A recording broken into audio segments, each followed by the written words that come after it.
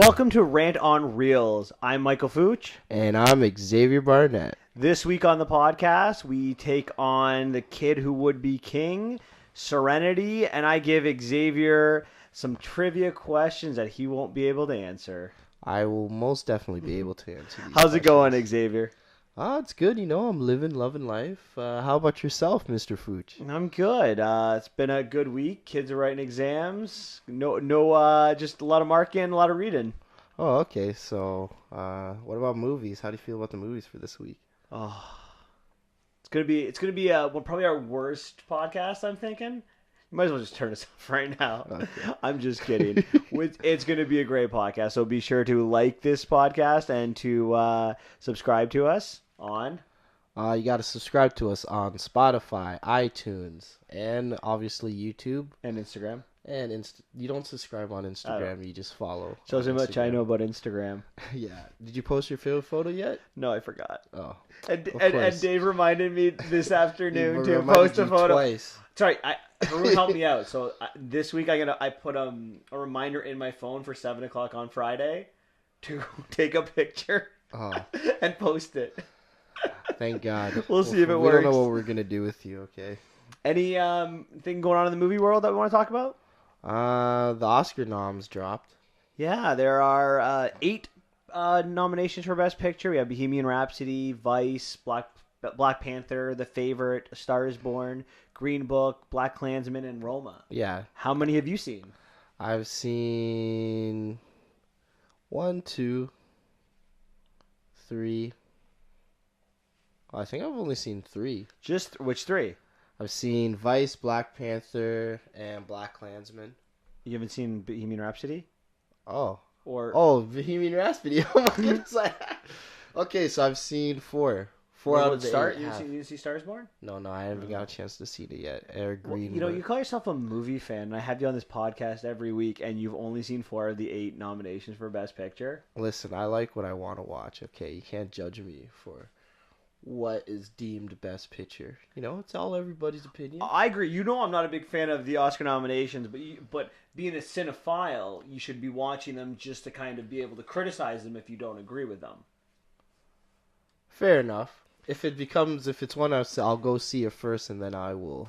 So do you know what the front runner is for this year's Oscars? Not really. It's a movie called Roma.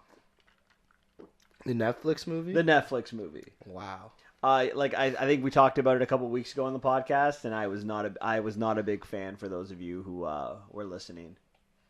Yeah, I haven't seen Roma. I'll go check it because it's on Netflix, so it's an easy little watch for me. And then that will add. If you ask me, my Best Picture is never going to be nominated. It would be Avengers: Infinity War, but that's not getting nominated. Yeah. That's the fanboy in me coming out. Me too. And I don't care. We talked about this when we did our top 10 movies that we thought that was the best movie of the year. Yeah. Anything else going on in the movie world? Not really. Not that I can think of. Yeah, it's been a January week for movies. Yeah, and so let's get started with this week's movie. So we're gonna start by talking about the kid who would be king. So before going forward, we just want to add that there are going to be plenty of spoilers for probably every movie that's ever been made. So this is for Kid Who Would Be King, Serenity, maybe a movie that's similar, any other King Arthur movie that's been made. Just everything's going to have a spoiler. This is a spoiler podcast. We're spoiling everything. No hold barred with the spoilers. For every movie. Except for movies that have not yet come out. We do not talk about movies that have yet to come out because this guy doesn't watch previews. Okay, fair enough. All right. So, what are your opening thoughts about the kid who would be king? So I'm not gonna lie, I was in it for most of phase 1 of I'll say the first stage of the movie, and then after that, around midway through the movie, and then the end of the movie, I just really fell off. I just could not stay focused on it at all. I thought the movie was very long. I wanted to leave. I was actually trying to fall asleep a little bit in this movie. I was just like, can I just fall asleep through it's the middle portion. It was so dragging. the second act of that movie just dragged on and on and on, and it's just like, won't it end? And it didn't. It just would not. I was just like, is this over yet? And I'm like, no, please, just end it. And I was thinking a little bit about this. I am not the one kind of genre of movies that I'm not really the biggest fan of is fantasy. So I thought maybe it was a bias for me against fantasy. But when the movie when the movie ended and you looked at me and you just gave me that look like, thank God it's over. I was like, okay, maybe it isn't me because you love fantasy. Yeah, I'm one of the bigger fantasy fans out there. So yeah, I'm a big nerd for that. I don't care. So it's but yeah, that was just terrible in all accounts. And I love King Arthur. I love the story of King Arthur. Me too. So. Me too. I was a big fan of the King Arthur movie that came out, but years ago. 2 years ago. Oh yeah, with Charlie Hunnam. Yeah, that was a good one too. I enjoyed that. I enjoyed that too. Obviously, I even kind of like the Keira Knightley, Clive Owen one that wasn't very good. So I enjoyed that one as well. This one was a little disappointing. So let's delve deep into this movie.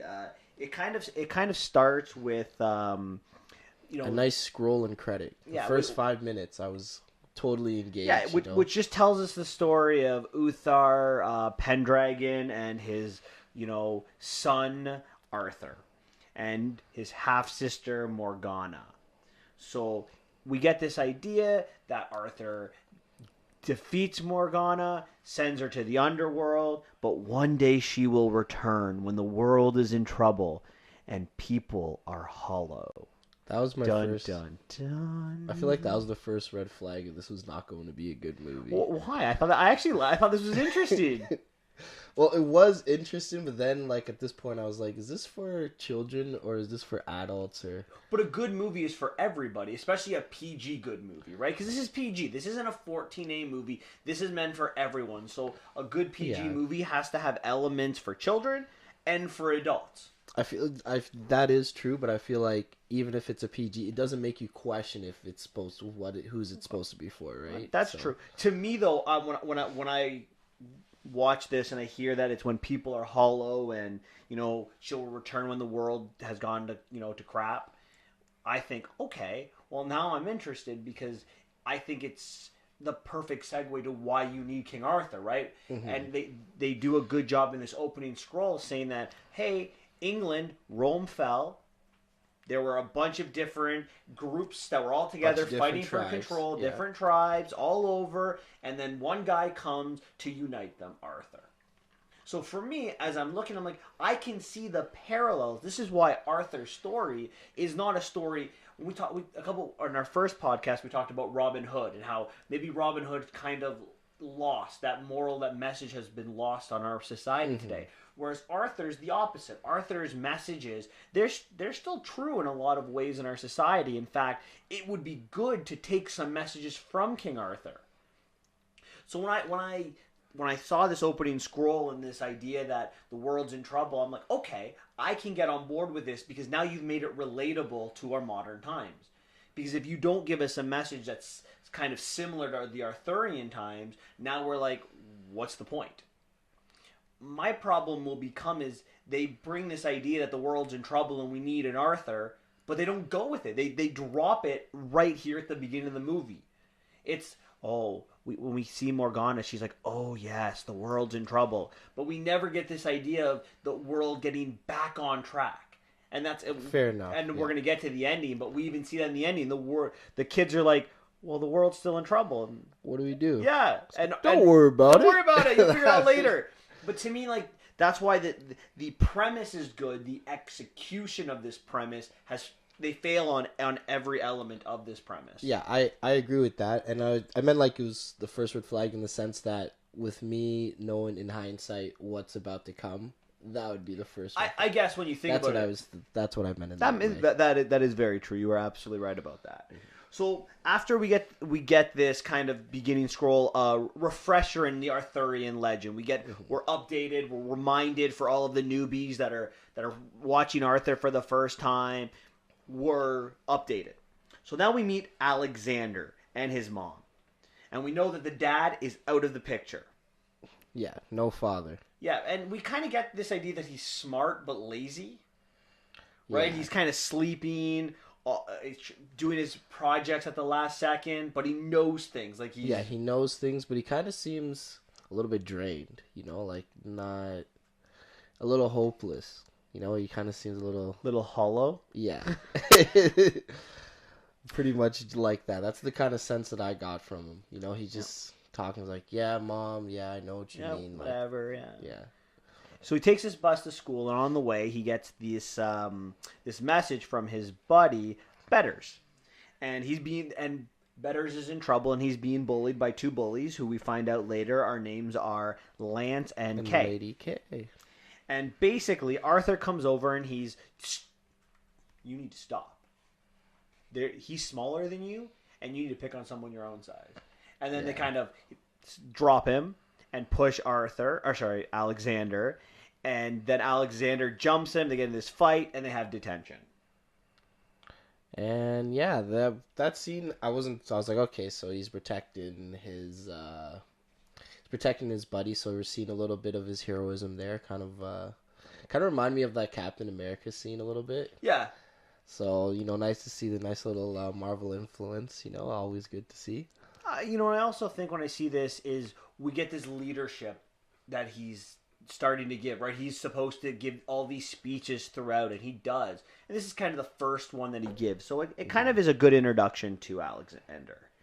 So then all three of these people get detention. On their way out of detention, Lance and Kay chase down Alexander into this construction site. Alexander falls down. He sees this sword in the stone, and he pulls it out.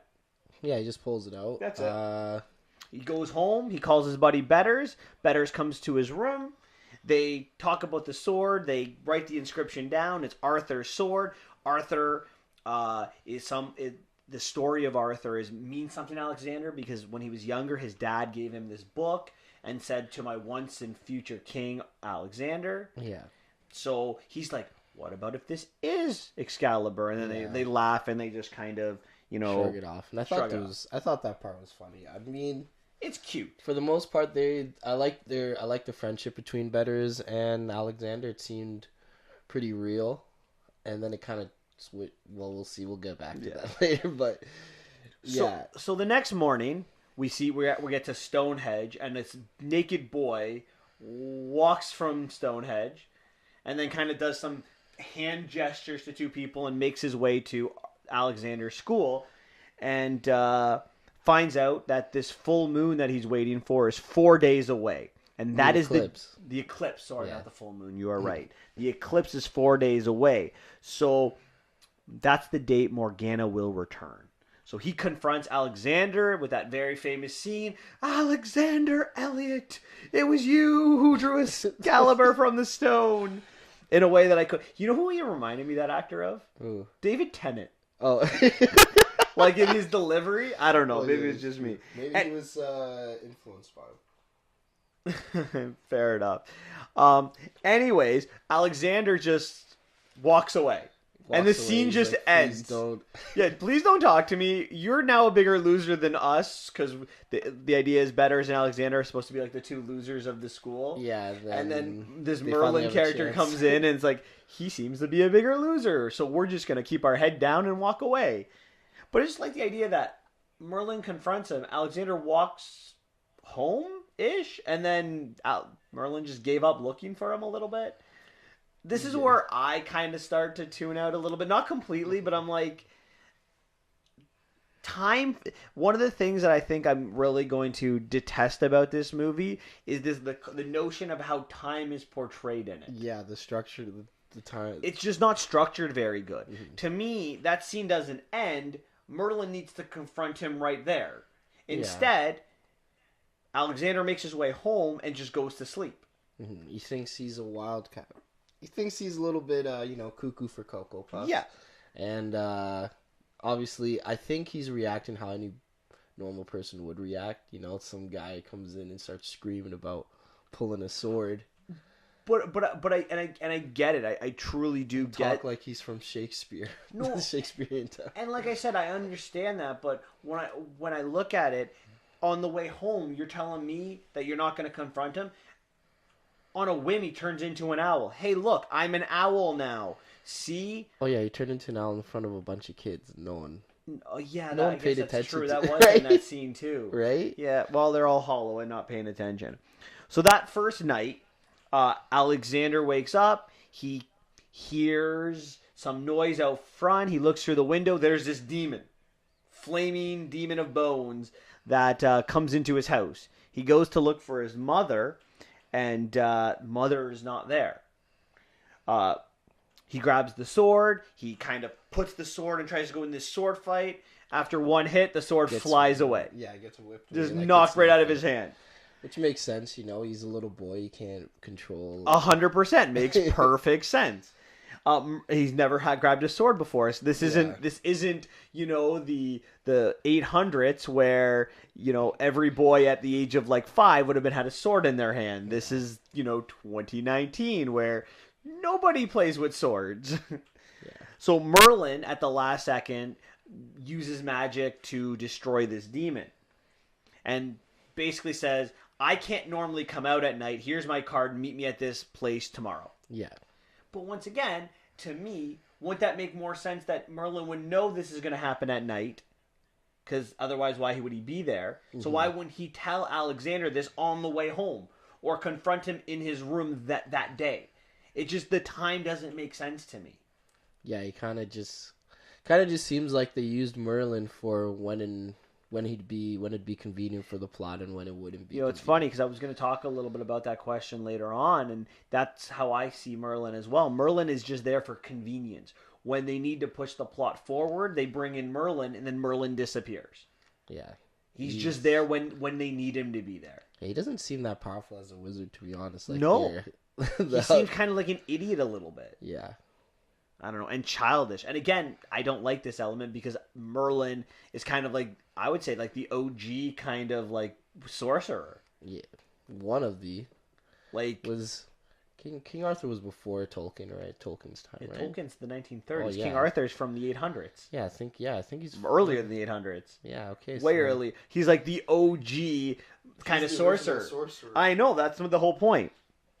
So anyway, day 2, Alexander's mom catches him like sleeping with his sword, and she confronts him like a normal mother would. Yeah. What are you doing with a sword? You need to get rid of that. And Alexander tells the story of like this boy who turns into an owl, this demon, and like a normal mother doesn't believe him. Yeah, because who's seen that? You think your kid's on something. Yeah, that makes sense. So, but Alexander grabs the sword and just runs away from his mom, and his mom comes out saying, "Alexander, get back here right now! Alexander!" And she's like crying as he's walking away. That just doesn't seem like a reaction between a child and a parent. Yeah, and then even after that, because how long is he missing for? 2 days. But doesn't he come back that night? Like, doesn't he come back home to sleep, and then the next day comes... Yeah. Yeah, I don't know. I don't know how he got to leave the house right after that. And the fact that he was missing for how long and she didn't call the cops. Yeah. Like, well, but she knew where she was. She knew where he was too, right? He tells her that they're going to see where the dad is from. And then the aunt actually calls home, right? Yeah, and she never left to go. Wow, that's... There's some flags here that need to be thrown. Yeah.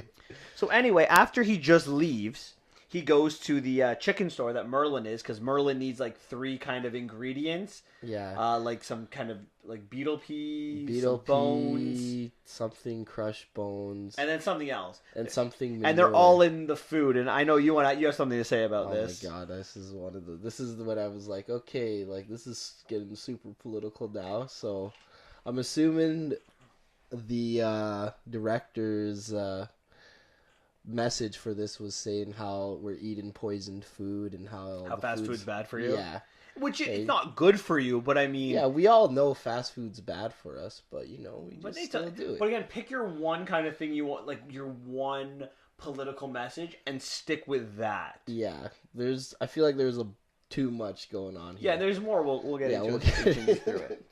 I feel like he was very close to saying, having a metaphor about dinosaurs not being real, or how the Earth is flat. That's how I kind of felt about Yeah, this you thought movie. that? Okay. So Merlin tells Alexander everything. And Alexander's like, I'm 12. I'm leaving. And Yeah, what are we gonna do? Merlin turns into his adult self, which is Patrick Stewart, which I love Patrick Stewart. And Merlin shows Alexander what would happen if Morgana comes out. Everyone's enslaved. Mm-hmm. So Alexander reluctantly agrees to be the king. He and Betters leave. This is in the morning, right? They have skipped school. So this is in the morning. They go to the construction site where they grab the sword and they realize this is actually Excalibur. And then they talk, and then it's night. Yeah, it went night like super fast. Again, it's like a waste of a day. Now, Morgana, it took Arthur and the Knights of the Round Table, like not young Arthur, like when he grabbed the sword and the stone, like an adult Arthur and his old knights to defeat Morgana. Mm-hmm. And they had lots of time to do this. These are kids who've never wielded swords before. They have 4 days, and now the first 2 days have been used to do nothing. There was no training on how to use anything. It's kind of like, what's going on? The first 2 days we used to try and convince them that the world was like weird. Yeah, it's really until like the night of the second night where he's like, okay, we're going to do this. Yeah, they're like, okay, you know what, everything, what he's saying is true. I mean... So now he has 2 days, this 12-year-old has 2 days to beat this almost 2,000-year-old dragon lady. Yeah, it was a weird kind of dragon thing. I don't know what was... We'll get into it. So it turns into night, and then the two bullies somehow know that Betters and Alexander are there, and they come and be like, "Oh, what's that sword in your hand? We want the sword." Yeah. And Alexander puts it into the stone, and he's like, "Go ahead, grab it if you can." And neither one of them can. And it's now night, and Alexander's seeing like the dirt kind of shaking. So he tells these two that, hey, if I can pull the sword of the stone, you have to kneel before me and let me knight you. And they're like, okay. So he pulls the sword of the stone and then knights them.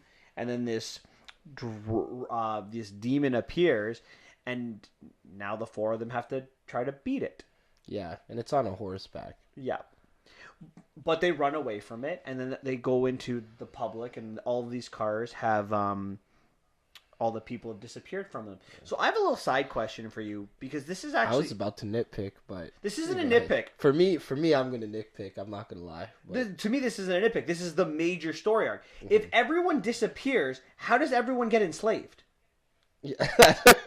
I was asking myself the same question. Because, like, if they disappear, and because what happens? Time stands still, and then everybody disappears. So I guess if they disappear, I don't know. Like, I don't understand this. The whole concept is if Morgana comes, she's going to enslave humanity. But if humanity just disappears, how can she enslave them? I don't think they got into that part. They totally forgot. But this to me, this is a major plot point. Yeah. No? This is not a nitpick. No, I don't think this is a major plot point. I don't understand it. I just try to wrap my head around it now because you just brought up the point, and that was a very good question. I thought the slavery thing was another one of those political messages about how we're just trying to be divided, and then once we're all divided, they're going to enslave us somehow into... Maybe. Yeah, okay.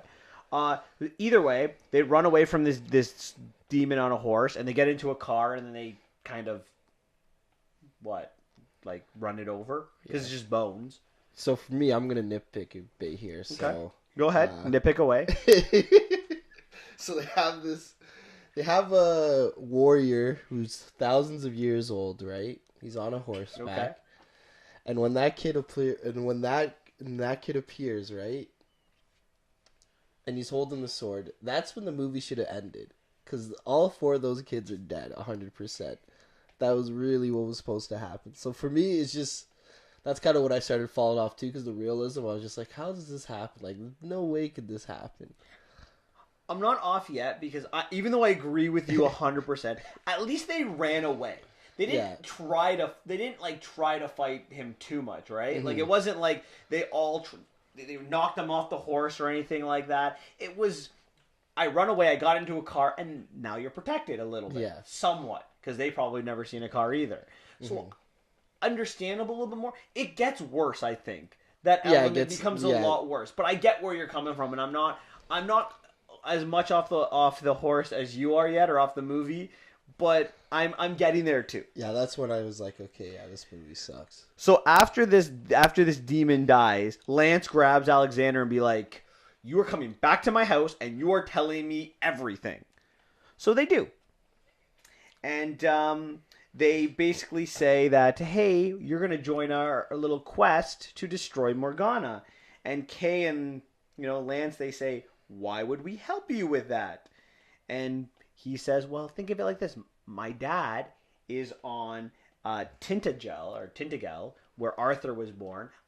We're going to go there. There's magic there. Your name is Kay. Your name is Lance. His name is Betters. Guess what? You're all names on the round table. You're all knights, name of knights, right? Right of from the round table. Which, can I ask you? So they decided to keep Betters for Bedivere, Lance for Lancelot, and Lady Kay. Why didn't they name Arthur Alexander? Or reverse that. Why didn't they name Alexander Arthur? To keep the trend of the names. Maybe they got a different That's conqueror. A real nitpick, by the way. Maybe they got a different conqueror that united a bunch of people mixed up with like Alexander the Great. Maybe they failed. They couldn't figure it out. They forgot. Like, which one is this movie about? Is it Alexander the Great or is it King Arthur? And he also says, "Hey, look, we have a round table," and they open the table and show it's a round table. This isn't a coincidence. So Lance and Kay are like, "Okay, I guess we'll help you then." So they decide that the next day they're going to go to Tintagel to see the dad. Because the dad gave them the book. That will help us out. So day 3, we're on this bus ride to Tintagel. Merlin, who's flying in his owl, stops, gets on the bus. And then this is probably the moment where I tap out. This is the moment where I'm like, tap, tap, tap, I'm done. See you later. Goodbye. Because when they're on there, they're talking about this chivalrous code. And this chivalrous code goes back to the Knights of the Round Table, which is true. But although I like this idea of chivalry, there are elements to chivalry that just do not work in the world. And this idea that you have to be truthful all of the time, that you have to be honest all of the time. It is almost impossible to do for anyone. Yeah. And there's this notion that in this movie that it's going to be a major plot point, but only when they want to make it a major plot point. Yeah. Because there's a lot of times where they did not act very chivalrous in the moment. And then they bring it up, "Oh, yeah, wait, I wasn't being chivalrous. Let's go back and let's change everything." Yeah, I don't think it works that way. No, it doesn't. It's something they got to stick with if they're going to use it. Anyways, so they get off the bus and they walk to Stonehenge, which we realize is actually a transportation hub which transport you from one section to another of England. So they get transported 20 miles away from Tintagel.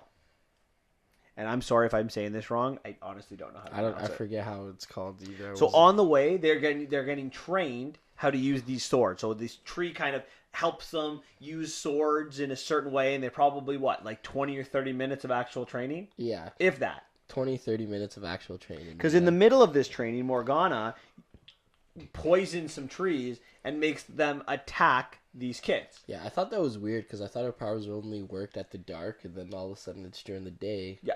And the trees are poisoned. Yeah. And I'm like, she can poison trees. Why didn't she just do that from the start? Like, just poison all these, like, branches and things. Right? And as these trees start to grab Betters and Alexander, Lance steals Excalibur and tries to run away. Mm-hmm. And then he gets captured too. And Merlin comes and saves them all. Yeah. And then Merlin just disappears. I was like, "I'm done for the day, guys. I'll see you tomorrow." Well, he used all his power, which was a little bit weaker. Again, what power? He did one spell, and later on in the movie when he does the biggest of all of his magical powers, he's fine. It's Well, like he had the potion. It was grinded up. oh boy. It was a protein shake. But It's concentrate. once you have like that with you at all times, like if you knew you needed a potion to help you out. Yeah, I don't know. It was made for convenience, Just trying to drive the plot forward. So Lance, after this, decides I'm not giving Excalibur back. It's mine now. Yeah, Very chivalrous. I'm always and I thought because like he pretty much gave him the same sword. The only difference with Excalibur and their swords is that it glows. Yeah. When the bad guys come. So I don't know why he wanted that sword so bad because it's not gonna make him the king. But it's funny because like like he just thinks like I'm stronger, so I can be king. Like I don't get it. Yeah, I don't know. To be honest, to be fair, he was brought out on a whim, and he didn't get the first choice of the best characters to join his quest. I mean, the quest is already doomed if you have to get your bullies to join you, and not not actual allies, right? So Better's trying to this time. Better stands in and says, "You need to give Excalibur back." And then Lance and Alexander get into a sword fight, and Excalibur breaks. Yeah. Do you understand that? No. Oh, maybe because the chivalry code broke. Maybe that's what it is. They didn't explain. So why that Lance happened. and Kay start walking away. Okay, guys, we're done. So Alexander pleads to the lady in the lake to fix Excalibur. Excalibur gets fixed, and now Lance and Kay are 100% on board. They do not ever once change their tune because the lady in the lake fixed Excalibur. Well, because he said, if the Excalibur... What was he saying? What was the term again? He's like, if Excalibur's true and our quest certain, blah, blah, blah, just fix the sword and we're... But why would they buy into that? And like they're like the model kids now. Like they're like the goody goods of the school. Yeah, that was hilarious. It was just a total It's like switch. just the lady in the lake. It's good now. You're 100%. So then the swamp just all disappears, and now they're back on flat land. And then they see these people on horses. Just enough extra horses for the four of them. So they get on the horses. Night comes. They get chased by these demons in this epic horse chase. And then they pretend to jump off a cliff. All the demons jump down with them. And then they sleep for the night. Yeah, that part I was like, were these demons like lemons? Like, are they like totally mindless, or they just? Because I'm like, if they're supposed to be the great warriors who die, and now they turn into these dead warriors. Yeah, but they're not. They don't seem too bright. No, they just ride over. They just run over the cliff. I get being trying to take out by a car, right? Because you can be like, I don't know how strong a car is, but to jump off a cliff and then kill themselves. Just doesn't make any sense, right? Because like if they're gonna die, and if Alexander did drop down that cliff and they're gonna die, how are they gonna get the sword if they fall off the cliff and die from it? I don't know. I don't know. That's a nitpick for me, but I don't know. Make sense. I'm with you, but this is 3 of the 4 days they've had 20 to 30 minutes of training, and they're no closer to Morgana. Not even close. They haven't even met his father yet. Yeah. So the next day, they arrive at their place. Alexander puts the sword in a stone so no one grabs it, and he walks into town to go to his dad's place. He meets his aunt, and his aunt basically says, your dad did have demons, or fight demons, but he was an alcoholic, and alcohol was his demons. And that your dad actually... or is he still... Because we don't know if he's still alive. Yeah, probably still. And your dad didn't actually give you that book. Your mom did, and wrote the inscription in there. So Alex is like destroyed, and he walks back to the group and says, I'm done. Yeah, I'm done with this. My dad was a liar. He throws the book. My mom's a liar. My dad's a liar. I'm finished with this quest. Yeah. Throws the book. Has a temper tantrum. He's super triggered at his mom, which I don't think he should be upset with his mom. I know, anything. It's his father's fault. Yeah. You know? Your mom's protecting you, but whatever. Yeah. And how do you not know your mother's handwriting? If she wrote, by that age, you're 12. I knew my mother's handwriting. Yeah, it's true. So kids don't do what I did, but oh, boy, a little signature. so Merlin arrives reading this book, gives this speech about how myths here and there, whatever. I don't even kind of remember his speech because it wasn't really important. And he gave it as Patrick Stewart, like old Merlin. Oh, that was the one where he's like, don't believe in the stories of the new because they're just trying to.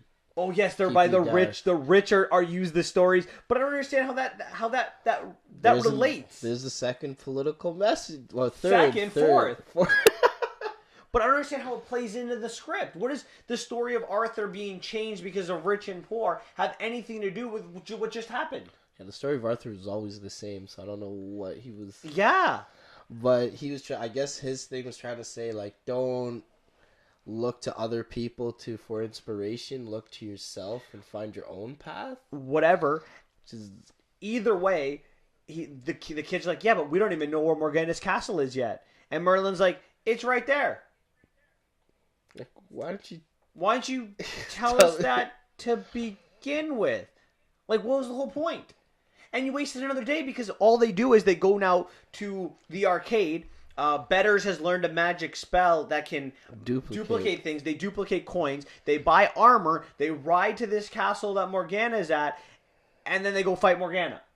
These people who've had 20 to 30 minutes of training are now going to fight all of these demons in the underworld. Are these guys, like, are the swords magical? Like, are they only because, like, if I'm, what's his face? I'm duplicating guns. Why are you using swords if you have guns? Because if they can get killed by cars, obviously they can get killed by a gun or something, right? I'm with you. I don't understand it. So they confront Morgana. The three other knights are captured. Alex is left on his own. He's about to give up this sword, and at the last second, turns it and stabs Morgana. I do not know how she fell for that. I don't know either. She's supposed to be an enchantress who looks like a dragon. And that's not a chivalrous act at all. There's no honor in that. There really isn't any honor in it. But no wonder she didn't win. Anyway, the cave collapses. The four knights get out just in time. They take the bus. They go home. They're like, movie's over. We did it, guys. And I'm like, yes, the movie's over. But no. I knew it wasn't going to be over, but I'm like, please forget about all those plot points and just tell me this movie's done. No. It is the day that Morgana will be released. And that morning, he wakes up, Alex wakes up, he goes to confront his mom. They talk out their problems. Well, you forgot to mention that he opens the door and then he sees all these vines covering his window. Then you're right, because Morgana controls all the vines. And then Merlin comes in and he's like, you only have 6 hours. This is very crucial. Remember this. This is the start of the day, okay? He only has 6 hours to prepare for the final fight. The final fight scene. Yeah. The Battles of the Bastards ×3. Game of Thrones reference. I got it. So he talks it out with his mom, goes to meet his other 3 knights. They go to school. They have this plan. They're going to get the students to be their army.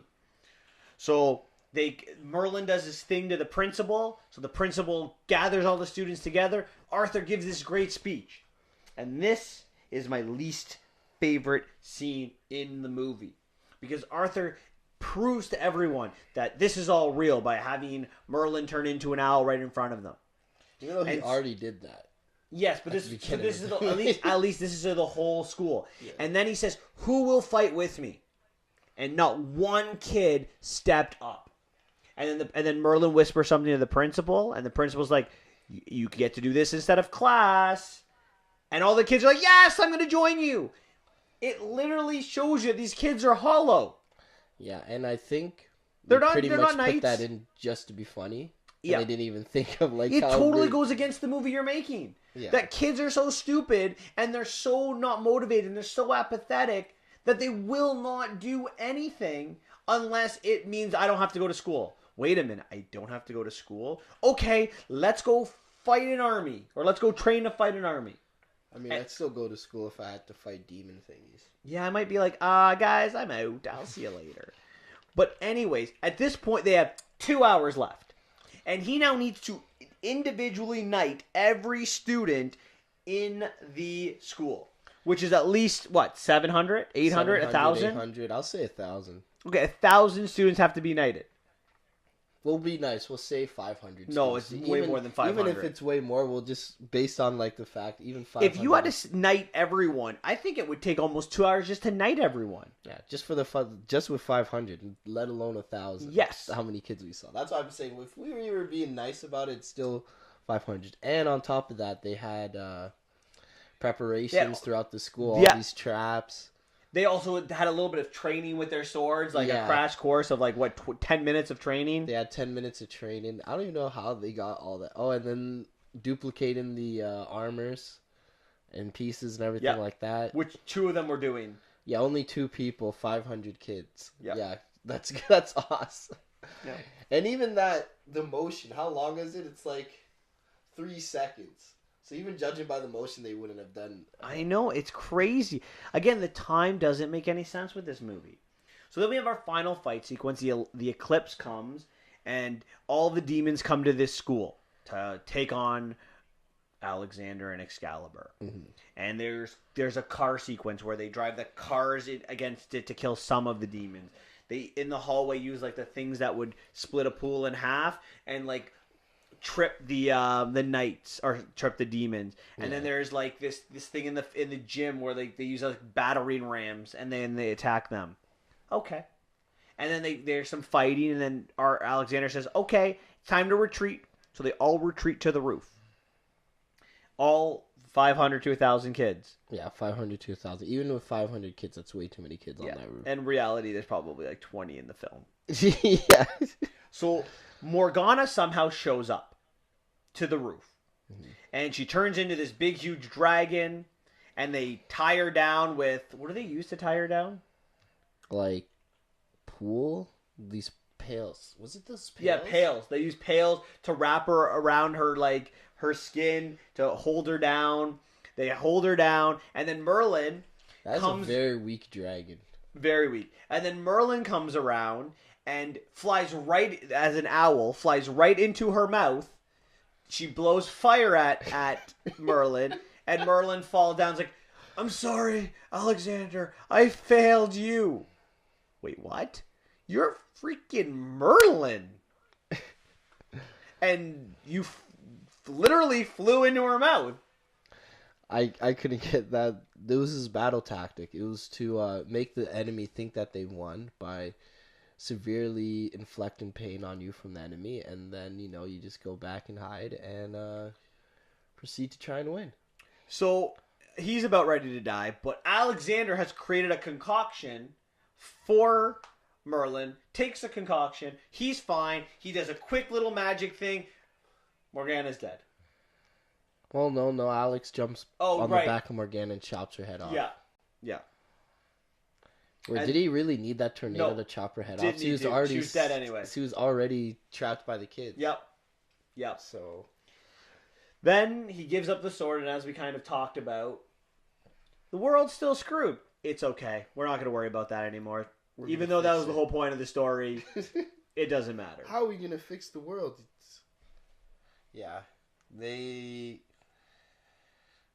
I don't know. I'm so at a loss for words. All right. So bad. What are your thoughts on Merlin?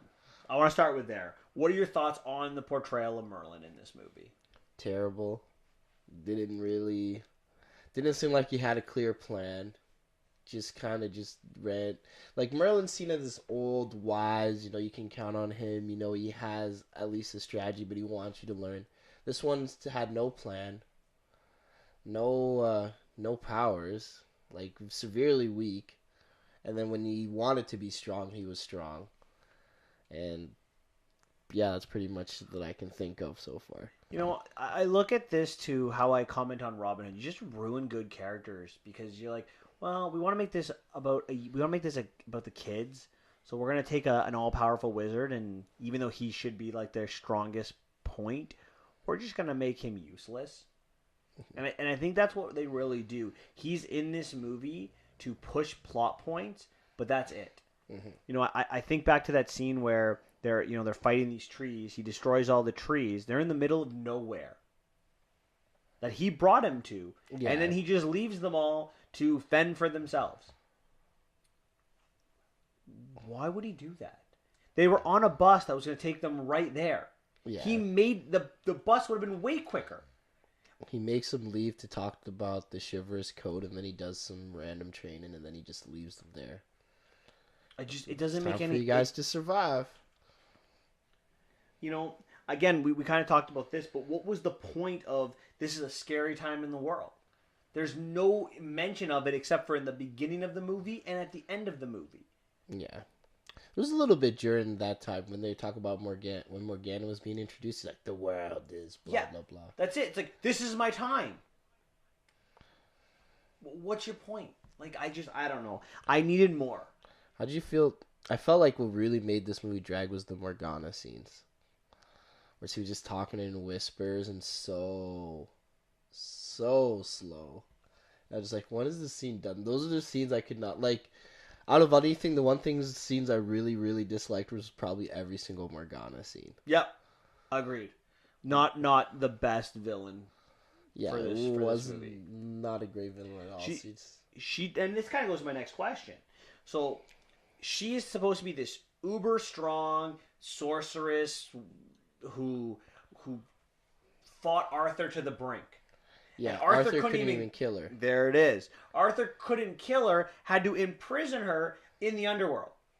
Yeah. And then these kids are able to do it. Like, it doesn't make any sense. If she was able to be killed, why wouldn't Arthur do it? Yeah. And then if it's like, well, it's the chivalrous thing not to kill her. Well, then why would Arthur? Why would Alexander? Because then why didn't break Alexander the code? kill her? Yeah, right. Makes no sense. I don't know. This movie is just. What are your thoughts on the fact that no students died? Well, I don't want to sound mean, but you train a bunch of 10 kids that are 12 to 15 who have never held a sword before, against an army of experienced warriors, some of the top warriors that have been demonized. And literally all the kids in that school should have probably been killed. Not all, but if you're at least going to win, shouldn't some of them have perished? This is the thing. I don't know if it's for a kids movie, because if this was, some of them should have, but it is a kids movie. But why do they have such a? My question with that, if it's supposed to be a kids movie, why does it have such deep like? Oh, absolutely. I do not. Watching that movie, I don't get kids movie from it. I don't agree. It might be marketed as a kids movie, but it wasn't filmed as a kids movie. Yeah. Like yes, it's appropriate for kids, but there are elements you're like, come on. There's just no way that would be true. Yeah. And if you're going to make the kids be a part of it, don't have a different tone throughout your movie. Yeah, the movie was a little dark. It was serious. Yeah, very serious. If you serious. make a serious... I've said this before. If you make a serious movie, you have to follow through with serious tones. And death is part of a dark and serious movie. Mm-hmm. True. So, my next question to you is, why doesn't Merlin get adults to help? He says it himself that Morgana is stronger now than he was in Arthur's time. How are kids going to be the issue? Why won't he? Every adult is useless in this movie. He manipulates every adult in every way, shape, or form to be mindless idiots. Why doesn't he seek their help at all? Well, it's another metaphor of the proud vision that the writer was clearly trying to do. This one is the adult humans are all sheep, and we're all slaves to our technology and problems that are going on in the world. So we need to be, I guess, made obedient. So that's why we need to focus on the children, because they're the future, and then we have to give them the right example. Yeah, maybe. That's what I got from this. I was just like, man, this is the most woke movie of 2019.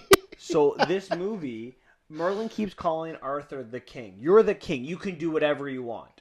Mm-hmm. And then in the end, Merlin's like, you gotta put the sword away. Yeah. I don't get why he had to put the sword away. He should have kept the sword. Shouldn't he maintain the king if he's supposed to be the future and help the problems? Why did he just put the sword away? Who knows? And the Excalibur never looked like it looked like this is a nitpick as well, but it looked like the worst sword ever. Like it did not look like What you would think Excalibur, right? It's all like rusty, and they never like. I was like, oh, maybe it's gonna look like more presentable, like a warrior would use it. But it just looked like any sword that you could just pull from like an antique shop. My last major question I have about this movie is Rotten Tomatoes has given this 86%. I don't understand. The last couple weeks, I feel like every movie I've liked, Rotten Tomatoes has hated, and every movie I hated, Rotten Tomatoes likes. What the hell's going on? How is this movie? What good do people see from this movie that give it an 86 on Rotten Tomatoes? It's brutal. Maybe because it's woke. We're not woke. That's why we don't see it. Oh, is that your actual answer? Or is that what you're just kind of going with here? That's what I'm assuming. Maybe. Okay. Who knows? Okay, fair enough. I have no idea how this got an 86 on Rotten Tomatoes. It is so bad. And usually I'm like, oh, it can't be that bad. I try to protect it a little bit, but no, this one, no, I can't. Well, I was what I was expecting a little bit like the animated film The Sword and the Stone, right? Because The Sword and the Stone features like a young Arthur before he becomes the king. So I was expecting some more like that, but they went way too deep with the action by making a villain that was way too strong for a 12-year-old. Yeah, to fight. Made it unbelievable. I just was like, eh. And maybe it is a kid's movie. Maybe I can't get beyond that. Maybe I've been spoiled by good Disney movies or good other movies where there are kids movies, but they're believable. Yeah. Or at least the tone, like we talked about the Goonies last week. Yeah, Goonies is very unbelievable, but the tone is so comedic, it makes it believable. Yeah. Because the tone sets what you can do in the movie. If you make it more comedic, you can push the limits of believability with it. Yeah, and if you're gonna decide to be super serious, then I'm starting to see it more realistically, right? The tone's everything. So, is there anything that you liked about this movie? Before we give it our rating, we spent probably like 40 minutes bashing this movie. Yeah. So let's see. I mean, Merlin was kind of funny. Like when he interacted with some of the adults, that was pretty funny, and that's about it. I liked the concept, some of them. I didn't think the execution was good. Like we talked about when we started this, I like this idea of bringing the Arthurian legend to modern times with the division of England specifically, right? This is an English movie. We see it with Brexit. England is divided, more divided than it's ever been, probably since Arthur. Yeah. So here's your opportunity to kind of unite England. I just think they didn't do it. And there's other things like that as well. I really like the actor who played Alexander Elliot. His name is Louis Serkis. Does that name Serkis ring a bell to you? Andy Serkis? This is Andy Serkis' son. So the guy who played Gollum or what's the guy from Supreme Leader Snoke? Supreme Leader Snoke. Yeah. Oh, Poe? No, Supreme Leader Snoke. That's Andy Serkis. Oh, and he was in Black Panther. He was in Black Panther, yes. Oh, that's cool. Yeah. It's awesome. Yeah, that's his son. I thought he was fantastic. I think this kid has potential to be a good actor in the future. Good on him. All right. So what are you giving this movie out of 10? I'm going to give this probably 2. Oh, you went unwatchable with it. Yeah.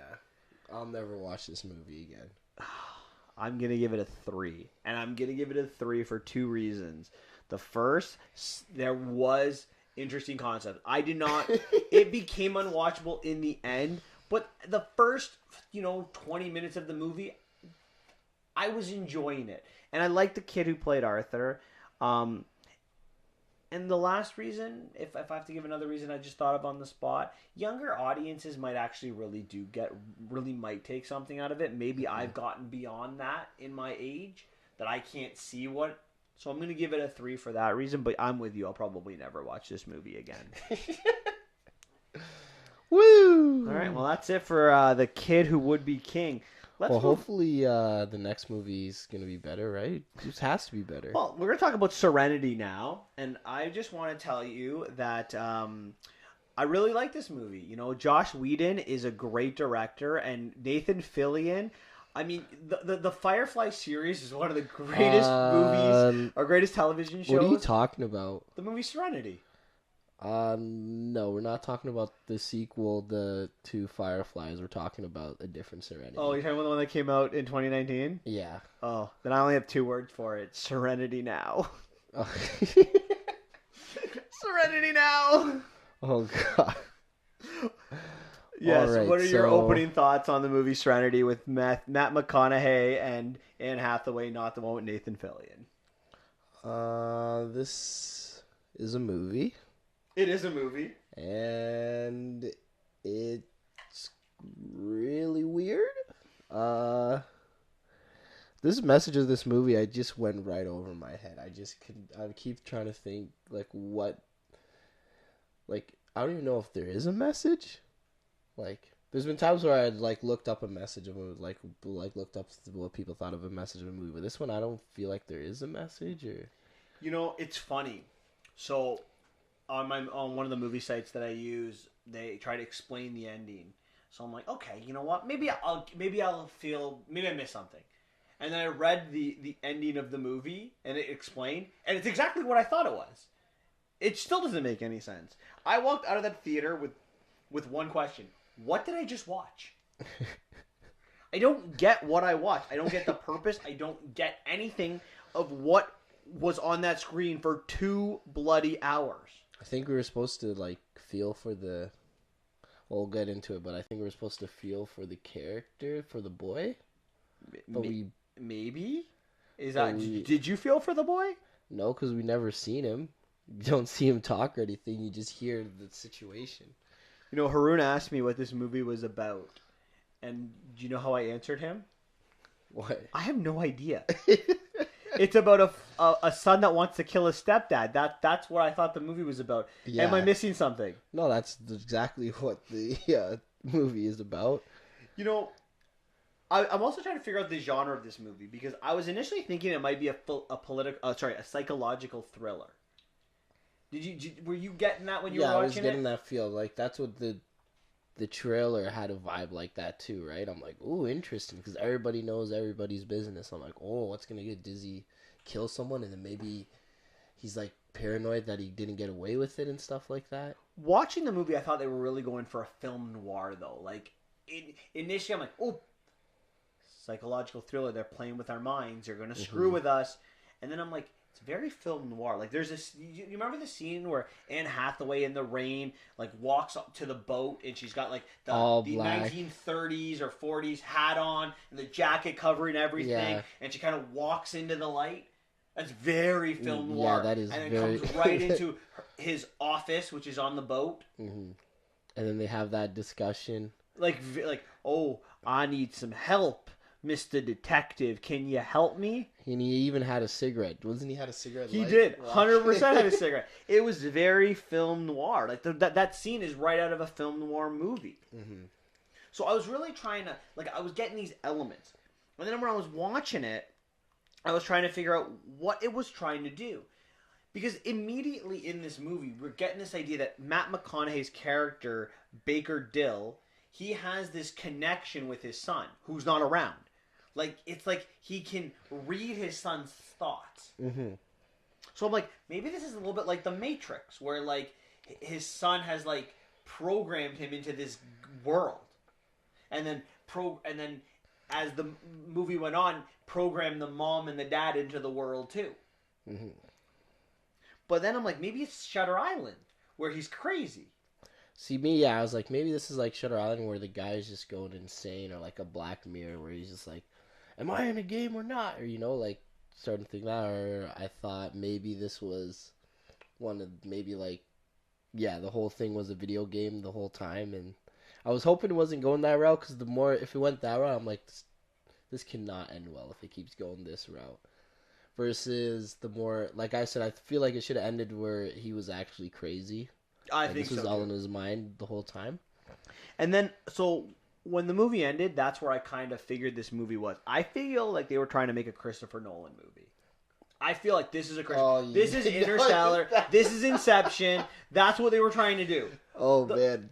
Is that... Or M. Night Shyamalan, right? This is... There's supposed to be a twist here. The problem is, there was no twist. Like, midway through the movie, I think we all ever, at least myself and the two people I was watching with, you and Giovanna, both of were like the same thing, whispering in each other's ears. This is a game. And Yeah, then, it was sure pretty enough, clear. it was pretty clear. And then we find out that, hey, it actually is a game. Mm-hmm. And you're Yeah. like, oh. And they told him it was a game, and then Yeah. Like, then almost right after we have this conversation and we're whispering to each other, we have one of the characters, Reed Miller, who's wearing a suit the entire time and trying to talk to Baker, but he keeps missing Baker. And he comes in and says, I know you have a big day tomorrow. You're going to kill someone. But I just want to let you know no one kills someone. I'm the rules. Oh. And then he's like, this is actually a game.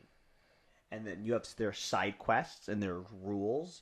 And then your side quest is you have to catch this fish. And then there's also a side game where you have to catch the cat. And explain all these side quests. And you're like, oh, so it actually is a game. And then the person running the game is the son of of Baker. Mm-hmm.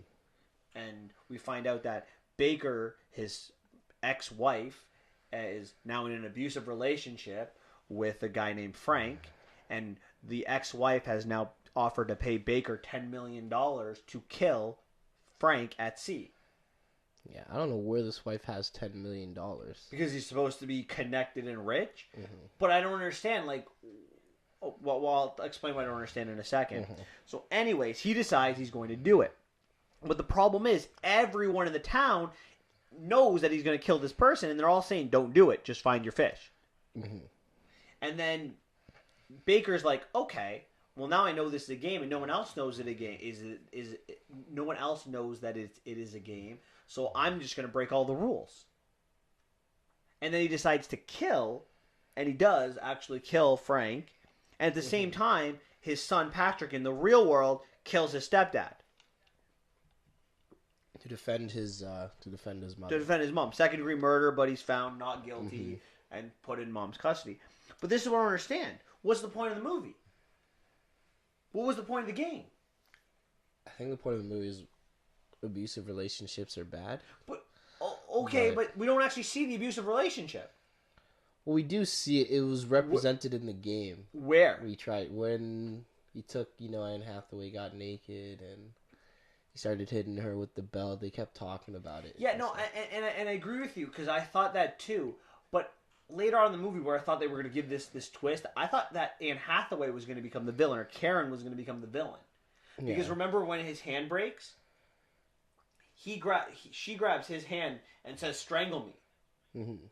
Well, is that? Maybe I thought maybe they were trying to give us this idea, this twist, that he was not the abusive one, she was, and she was asking for. I don't know. I don't understand what was going on. But okay, abusive relationships bad. Fair enough. I'm with you. I'm on board. But what's the point of the game? I guess this is why I started laughing when you said it was a Christopher Nolan film, because I thought maybe they were trying to use it as like this huge metaphor of the child's life. I think the character Baker does a mixture of his father and himself, like a little bit of him and himself. And he just spends hours, because we get it with the fact that he's a genius, right? And then yeah, the kid wrote this game. The Yeah. kid Patrick, he wrote we see him anytime we see him in the movie, he's typing away at his computer screen writing code for this game. Yeah. This is the worst game ever, though. Like, It's literally about his dad. He writes a game about his dad being obsessed with catching a fish. Yeah. And the fish is called Justice. Yes.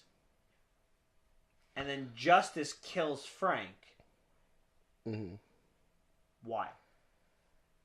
Well, another thing I thought was really weird was, like, I didn't know where they were going, because they're telling him not to...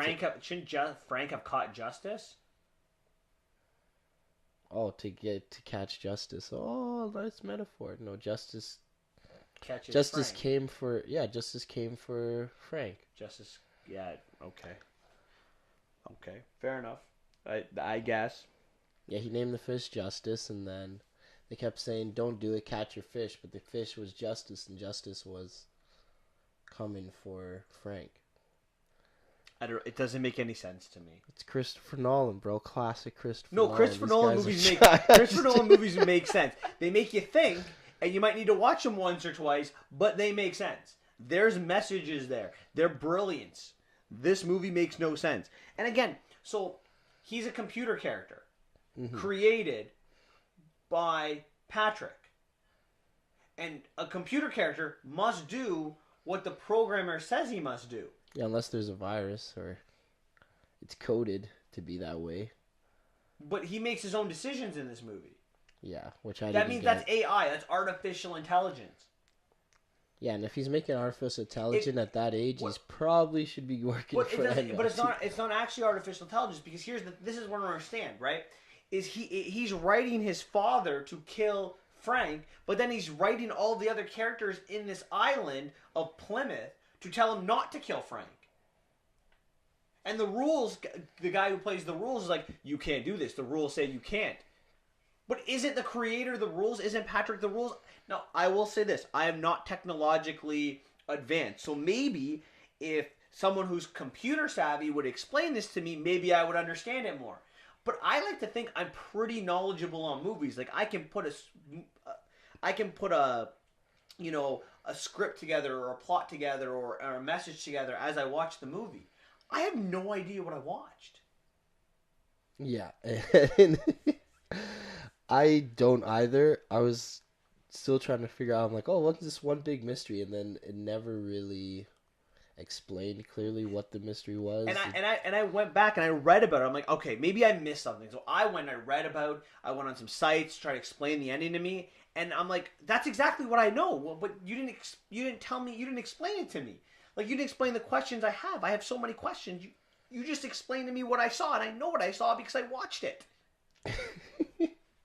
I don't think anyone really knows what this movie means. You know, it's funny. Like, this movie bombed at the box office. This is Anne Hathaway's worst movie of her career in terms of like opening weekend. Oh. And she's like one of her, when she was asked about like the negative reviews this movie's getting, she answered that question by saying like, well, you know, some people got what we were trying to do. It's a shame that not everyone did. And I'm like, well, can you explain to me what you're trying to do? Like, if you explain to me, maybe I can see it. Like, I'm gonna get, like, I thought one positive I'll say about this movie is I like the acting all around. Yeah, the acting was all great. around. The question I have is I don't understand how these actors kept straight faces reading the dialogues that they were reading. Because they're actors. They know how to act. Yeah, apparently. Like, and these are good actors. Like, we're talking Academy Award winning actors in this movie. There's a lot of nominated ones, right? We got Anne Hathaway, we got Matthew McConaughey, and what's his face? Jason Clarke, who I really like. Jason Clarke. Yeah, Jason Clarke's really... I kind of realized, I'm like, I actually really like this guy as an actor. Oh, he's fantastic. Like, every time I see him, like, he's always good. Oh, yeah, he's great. And he was great in this movie. Mm-hmm. He was great as like this dick of a person. Like when he catches the shark, there are funny sequences in this movie. But the problem is the movie's not about the movie. Like, nothing that happens on this island of Plymouth has any relation to the plot of what's actually going on. Yeah, they didn't really show. The problem is they didn't show too much of what was going on in the real world to like really make sense of everything. Yeah. So I guess is there a twist in this movie, or was there actually a twist? Do you think there was a twist? I don't care if they were trying to get it. If a twist is so obvious that it's... Yeah, no, I know what you mean. Maybe I think the twist was that it was a game the whole time. Do you think it was, or was it not very obvious from the beginning that it was? Yeah, that's the thing. I thought, because I think for me it was super obvious that it was a game. Like, maybe for, like, when you see that one sequence where he's just touching with the puddle and then he's moving with the puddle, then it's like, okay, this is a game, or they have, like, some sort of mind-linked thing going on. Exactly. That's what I was thinking. Matrix, maybe? Yeah. Right? But... Like, I was waiting for a twist.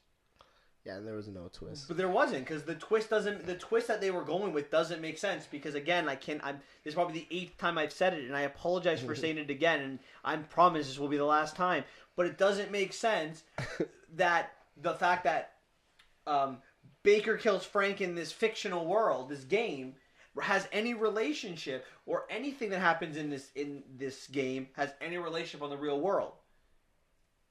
There's no closure in the game. No. He just does what he does, and then he just disappears. Yeah, pretty much. Yeah. All right, Xavier, give me a ranking. I'm done. Is there anything else you want to talk about on this movie? No. I gave comments to the acting. I thought the stuff that happened in Plymouth was interesting. The problem was the real world. The fact that they were trying to make a twist made it worse. It would have been. This movie would have been. I think this movie could have been a 7 or 8 if it wasn't for if you just real world made this twist. Plymouth and made it like a different kind of element to it, like a different twist that wasn't. Yeah, like maybe Anne Hathaway was the one abusing the whole time, or. Yeah, or maybe the reason why McConaughey was there was different. I don't know. Or the town was it was a social experiment. The whole town was in on a social experiment. Well, actually, that'd be too crazy. Yeah, that's true.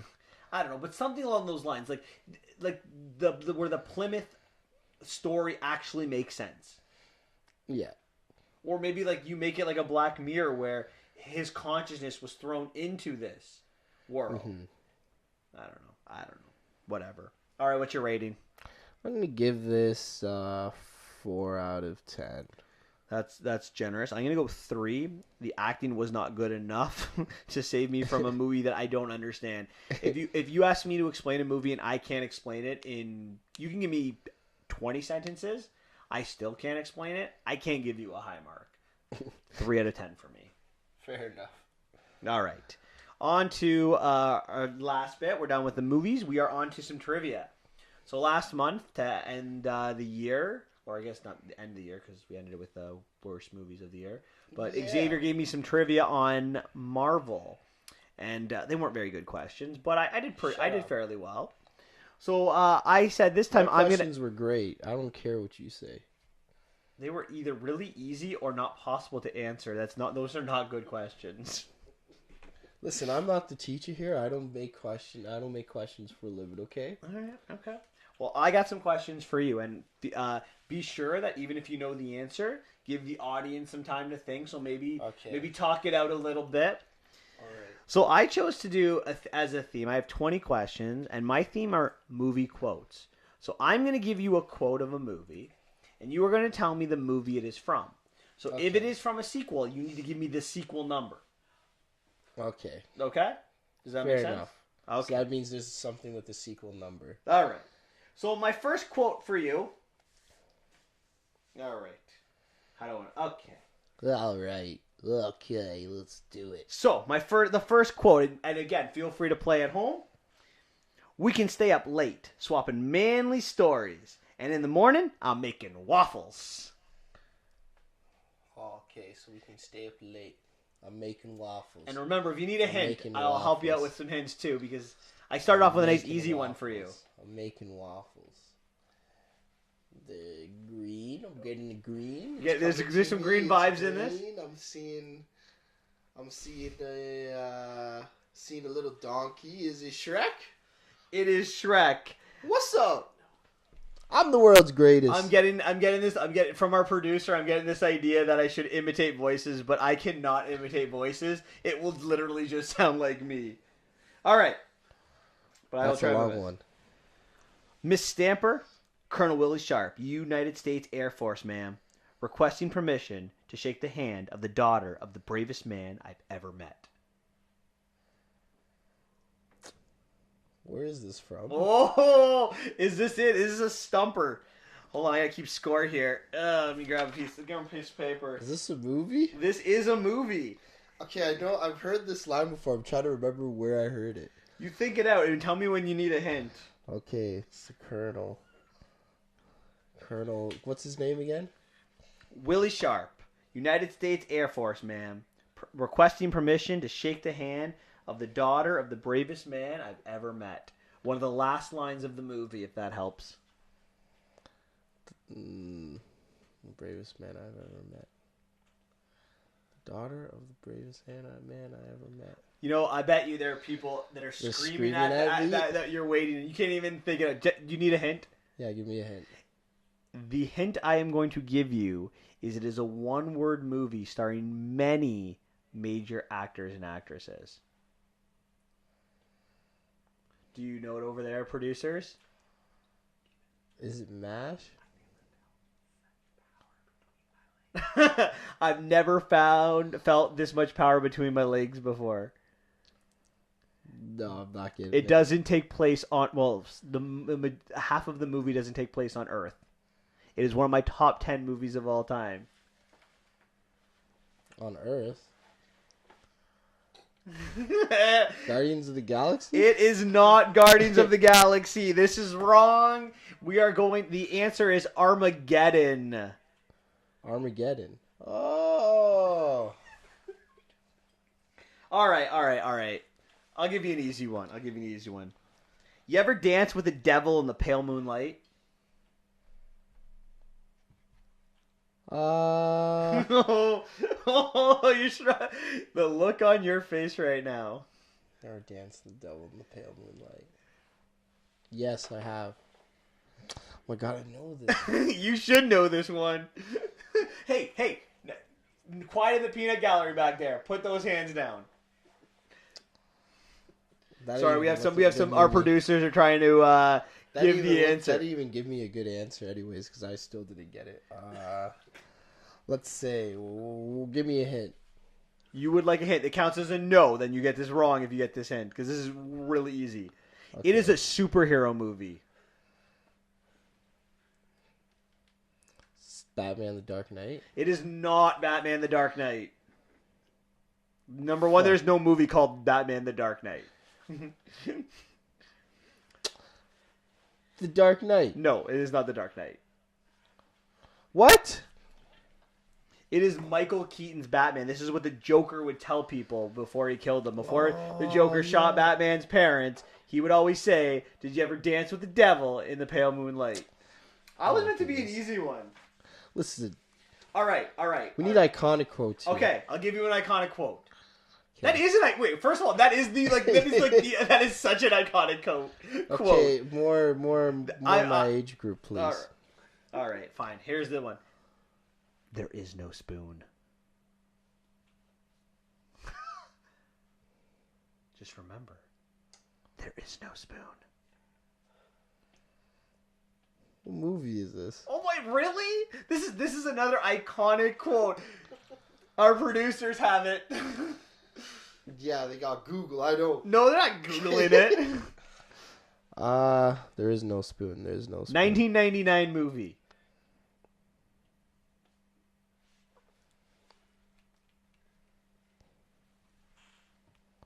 X-Men? Nope. The One. Jet Li's The One? No, sorry, the movie's not The One. That's a clue. Oh. The One. There's a red pill and a blue Matrix. pill. The Matrix. Wow. You know when he's getting advice on I haven't seen these movies in forever. Oh my god, that is iconic. That is okay. I was like 12 when these movies came out. All right. This is going to be a tough one. Those were meant to be the easy ones. Oh, God. All right. So, number 5. That rug really tied the room together. This line has been repeated many times in this movie. You might not have seen this movie, but I'm guaranteeing you there's people yelling at our screen right now. Like my buddy Adam Weber, who definitely knows this one. I actually had not seen this movie until 2 years ago, maybe 3 years ago. Wow, this is the worst. This is the worst. Would you like your hint? Yeah, give me the hint. I'm not gonna get it right. The Dude. Let's say Dudes, where's my car? There. No, it's The Big Lebowski. Oh. Yeah. All right, okay. Here, I'll give you a really easy one. This is probably the easiest one I've got on here. May the odds be ever in your favor. Okay. I can't say it, but listen, just want to take the time while you guys are yelling at me and screaming at me that this is This quiz is the worst quiz. It was not made for me. He knows the movies that I don't. Batman isn't made for you. Not the first one. I haven't seen the first Batman since Armageddon. I was like. I don't think I've ever seen movies Armageddon. These are movies that are from like the 90s. These are not. These are big quotes from the movies. Don't criticize I was the game. 8 years old in the 90s. Okay. Okay. I was young. I can't remember They've quotes had that enough time. time. Tell us the movie. It's Hunger Games, Thank by you. the way. All right. Next one. Ray, when someone asks if you're a god, you say yes. Ray, when someone asks if you're a god, you say yes. This is from the 80s. We came, we saw, we kicked its ass. Don't cross the streams? No. Oh, that's a bad one. If you don't, that's the don't cross the streams. Okay, how about this? Who are you gonna call? Ghostbusters. Oh. Don't cross the streams. Oh. Okay. Okay. Oh boy. The greatest trick the devil ever pulled was convincing the world he didn't exist. Oh my god, I know this one. This one I know for sure. This is a hard. I would have figured this would have been a harder one. Oh my god, where's? I know this one. Where is it? This is the one I know. Oh. You want a hint? Yeah, give me a hint. Kevin Spacey. Kaiser Sose. Oh yeah, I know this. The Usual Suspects. The Usual Suspects. You know what? Even with the hint, I'm gonna give that in the right column for you. All right. That movie was really good. I liked that movie. I'll have what she's having.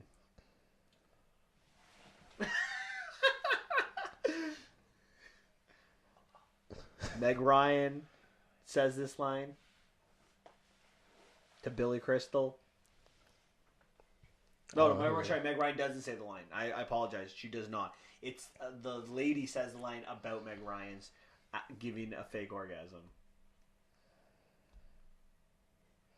I have no idea what this movie is. It's When Harry Met Sally. I never seen that movie. Oh, my fault. That's an iconic scene in movie history. You would have definitely seen the scene before. I haven't even seen the seed. All right, okay. I'll give you. Here's another easy one. Wonderful girl. Either I'm going to kill her or I'm beginning to like her.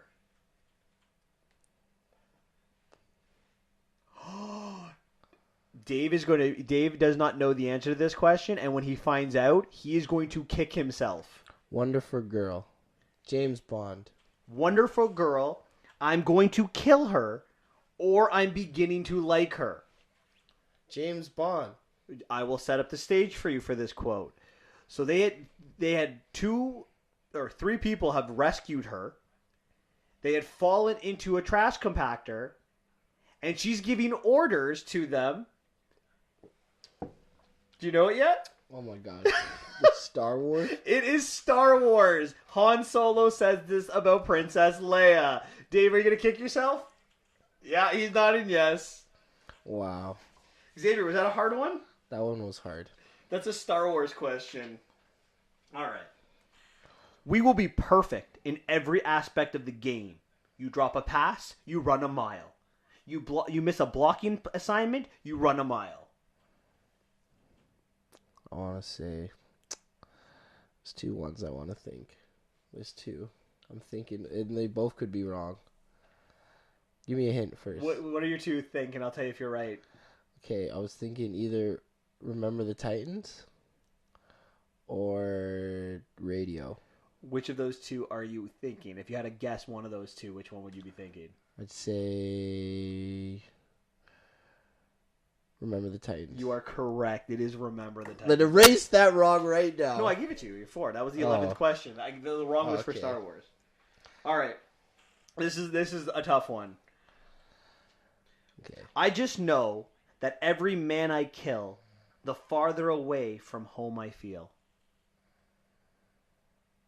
This was the tough one of the toughest ones I came up with. Every man I kill, I just know that every man I kill, the farther away from home I feel. It's a very famous war movie. Is it... How famous? Oh, I'm not. That's my clue.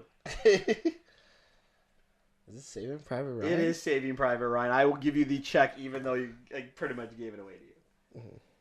All right. I don't want to come off as arrogant here, but I'm the greatest botanist on this planet. Botanist? It's a botanist. I know. I think I heard this. Botanist. This is a quote from the last 4 years. The greatest botanist. We saw this movie together in theaters. Yeah, I'm trying to think. Is this... On this planet is the giveaway. I know. Tell me when you want your clue. Is it Guardians of the Galaxy? You are incorrect. Matt Damon says this quote. Oh my god, it's The Martian. It is correct. First rule of magic, always be the smartest person in the room. I'm trying to figure out if this is... Oh my god, I can't believe I can't see... I know the film, but I can't remember the name for it right now. Boy. Is it now? I'm going to say the first Now You See Me. That is the correct answer. Okay. Woo! It's the first one. All right. The quest for the Grail is not archaeology. It's a race against evil. If it is captured by the Nazis, the armies of darkness will march all over the face of the earth. Okay, so I'm pretty sure that this is an iconic movie. It is an iconic movie. Is it... Okay, so I'm thinking a whip. Oh! I'm thinking of a hat. Oh, you're on the right track. Maybe. Okay. You got 1 in 4 shot now. I know. I'm just thinking. I don't know which one it is. Okay. Please don't scream at me, but I'm not gonna be screaming. One Indiana Jones movie. Oh, bad. And it's the bad one. Kingdom of the Crystal Skull? Yeah. Oh, boy. You haven't seen the original trilogy? No. You just outed yourself to okay. our... Indiana Jones and the Raiders of the Lost Ark? That is incorrect. Frick. It is the Last Crusade where they're looking for the Cup of Christ, the Grail. The Raiders is the Ark of the Covenant. Yeah, you so happy, eh? Yep, a little bit happy. All right. Mark Wahlberg is like 150 pounds. I'm 250 lean. I look like Mark Wahlberg ate Mark Wahlberg. That's one of my favorite lines in movies. Did you put that in because you know I like that one? I will try to help you out. I knew you were going to be struggling. I didn't think you'd be struggling this much, but I knew you would be struggling. Okay. So, I'm thinking of John Cena. John Cena is the one who delivers the line. And LeBron James is in this. LeBron James is he stole the show in this movie. I'm going to say it's Trainwreck. Trainwreck is correct. How do I know Trainwreck and not Star Wars? Can someone just shoot me, please? All right. The next two of the next 3 are easy. 2 of the next 4 are easy. So you should be able to break even on this. Okay. Hasta la vista, baby. Okay. I think there is... Oh, man, where did I hear that? Oh, man. Please tell me you're joking. What are you talking about? Like, I've never heard of this before. I never heard... Okay, you're joking. Thankfully.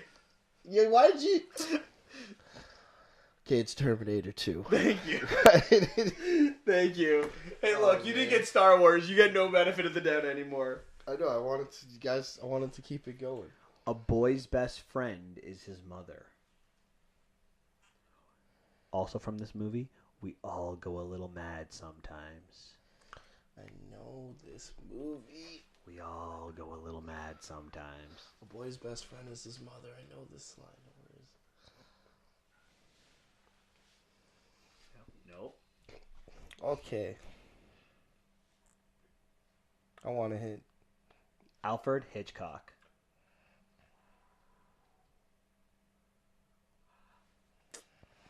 Mm-hmm.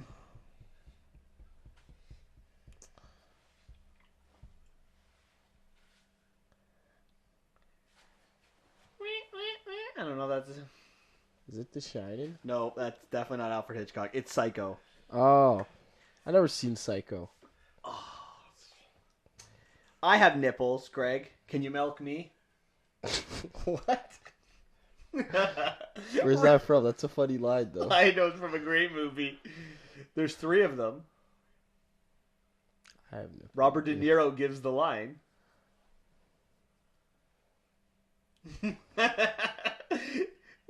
Ben Stiller says he's a nurse. Goes. Yeah, why'd you keep saying? I was trying to figure out which one it was. Man, is it Meet the Fockers? No, it's Meet the Parents. Damn it! No. All right, last one, and we'll end this misery for Xavier. I know it was you, Fredo. You broke my heart. You broke my heart. Oh, And I feel the way this went is you broke my heart, Xavier. You broke my heart. I know. You're giving me hard questions. You know what? On the comments, please tell me if you thought these questions were hard. If I went hard on them, because I thought I was going really easy. I know this movie. This is one of my most favorite. I know. movies. I try to put movies you liked. I put Star Wars in one of the questions. You did not put movies I liked. Okay. Some of them, not all of them. Okay. What's the answer? This is Godfather 2. It's Godfather Part 2. So for those of you keeping score at home, Xavier got 9 right and 11 wrong, with a couple of hints that helped him get that 9. Yeah, well, shut up. I'll make you my quiz. You know, I made my quiz super nice and easy for you. Not anymore. You think you can do better next time?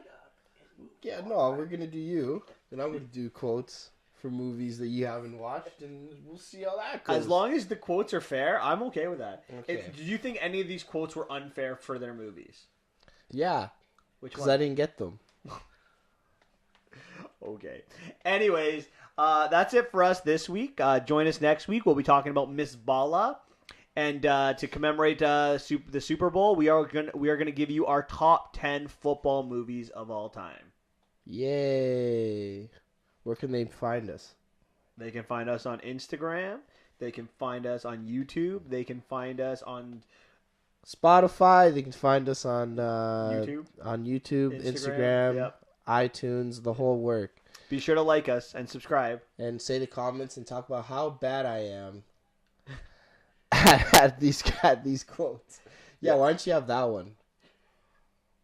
It's not about how hard you get hit. Do you know what movie that's from? It's from Rocky. No. From Rocky Balboa. Rocky 6. He says it in every Rocky. No, that's a line that he says to his son in the 6th movie in Rocky Balboa. Yeah, he says it in every movie. Oh, poor Xavier. It's okay. I've heard him say that you get punched, you keep moving, you keep Yeah, moving. but that's not... Xavier, stop. Quit while you're ahead. Quit while you're ahead. I look forward to next month when you give me these quotes and see how I do. Guys, thanks for listening. Have a great day. You too. Yeah, bye-bye, everybody. I've been robbed.